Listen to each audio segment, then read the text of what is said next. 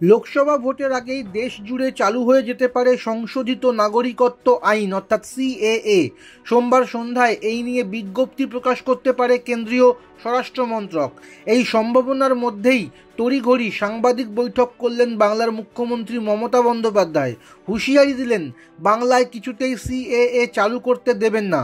মোদী সরকারকে নিশানা করে মমতা বলেন, সাহস থাকলে সিএএ আগে করতেন, লোকসভা ভোটের আগেই করতে হলো কেন?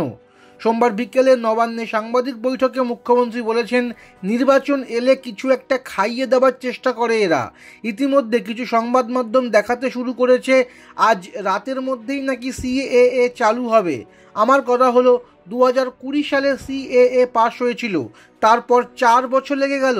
আজ নির্বাচনের 2-3 দিন আগে সিএএ চালু করার প্রয়োজন হলো। আসলে এটা রাজনৈতিক পরিকল্পনা। আমরা অপেক্ষা করছিলাম সিএএ আইনটায় আসলে কি করেছে, এখনও নোটিফিকেশন পাইনি। আইনে কি বলা হয়েছে পুরো রিপোর্ট দেখার পর আগামীকাল সভা থেকে সে নিয়ে ঘোষণা করব। তবে যদি কোনো বৈষম্য হয়, সে জিনিস আমরা মানি না, সেটা ধর্ম বৈষম্য হোক বা বর্ণ বৈষম্য। ছেলের হাতের মোয়া কাউকে নাগরিকত্ব দিতে পারবে না, জাস্ট শো অফ। বলবে আপনারা পোর্টালে নাম লেখান, তখন সব ধর্মের মানুষই নাম লেখাবেন, কিন্তু সেই নাম আদৌ কার্যকর হবে তো?